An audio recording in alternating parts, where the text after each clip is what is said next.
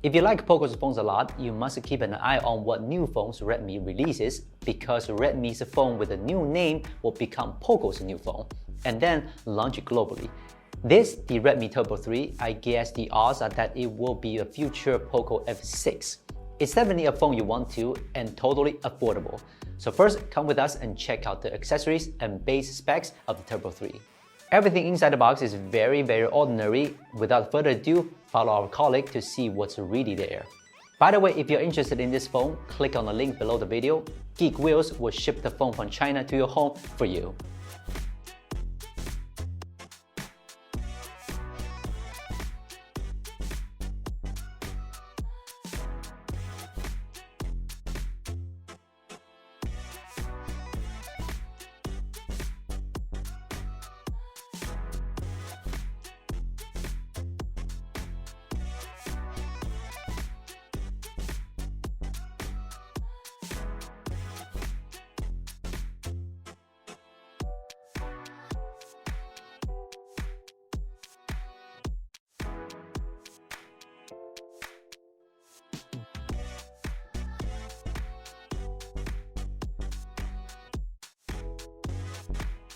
The Redmi Turbo 3 doesn't change much in terms of design. It's the same gas mask design, but the third camera is gone.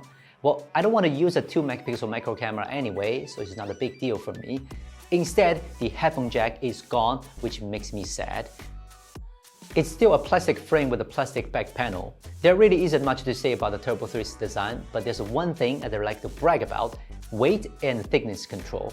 It weighs less than 180 grams and is less than 8 millimeters thick. The battery capacity still manages to stay at 5,000 mAh, which is a standard that you can't get with mid-range phones from other brands. If you want less stress on your wrist, this is a great choice.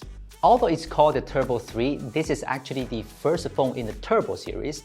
It was originally supposed to be called the Redmi Note 13T. So what does the T stand for? Redmi didn't want to confuse their customers anymore, so they made the T series separate. Since it's called a Turbo, the processor is of course Qualcomm's latest mid-range chip, the Snapdragon 8S Gen 3. Although we tested the processor in the CV4 Pro and it wasn't as great as we thought it would be, but Redmi assures that Turbo 3 will definitely give a stronger performance output. So stay tuned for the full review. The Turbo 3 screen has received the usual upgrades. The resolution is slightly higher and the touch sampling rate goes up to 2160 Hz. This should be the good news for gamers. The bezels aren't equal in width, but they are all pretty narrow. For the rest of the specs, you can check out this table.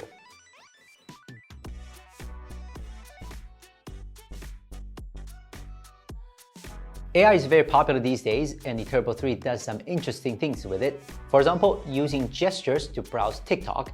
I remember Huawei had this feature a long time ago, but now you can finally experience this technology without having to spend so much money.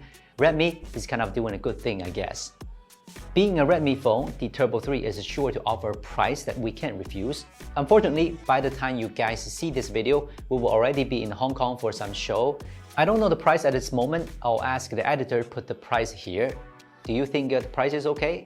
I guess Redmi won't let us down. Remember to subscribe to our channel. We will be posting a full review video for the Turbo 3 soon.